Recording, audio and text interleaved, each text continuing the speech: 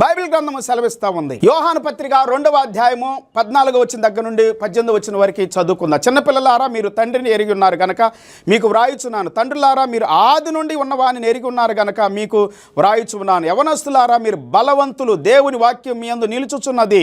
మీరు దుష్టుని జయించి ఉన్నారు గనక మీకు వ్రాయుచున్నాను. పిల్లల గురించి, పెద్దల గురించి, యవనస్తుల గురించి దేవుని వాక్యం మాట్లాడుతూ ఉంది. పిల్లలారా, దుష్టుని జయించాలి, అపవాదిని ఎదిరించాలి. ఎప్పుడు దేవునికి లోబడండి, అపవాదిని ఎదిరించండి, అప్పుడు వాడి మీద నుండి పారిపోతాడు. అపవాది సాతాను శక్తులు, దురాత్మ శక్తులు, మన యొక్క ఇచ్చలు, కోరికలు, తలంపులు, ఆశలు, వాంఛల్ని ఆధారం చేసుకొని మన లోపలికి వచ్చి పాడు చేస్తాయి, పతనం చేస్తాయి. అవి దురాత్మ, దయ్యపాత్మ, చీకటాత్మ, అపవిత్రాత్మ అని దేవుని వాక్యం సెలవిస్తూ ఉంది. పిల్లారా, అవును, మానసికంగా మనల్ని బలహీనపరిచి, మానసికంగానే మన మైండ్, మన తలంపులు, మన ఆలోచనలు పనిచేస్తూ ఉంటాయి. అందుకే వాక్యం సెలవిస్తూ ఉంది. 15 వచ్చిన చదువుకుందాం. ఈ లోకమునైనను లోకములో ఉన్న వాటినైనను ప్రేమింపకుడి. ఎవడైనను లోకమును ప్రేమించిన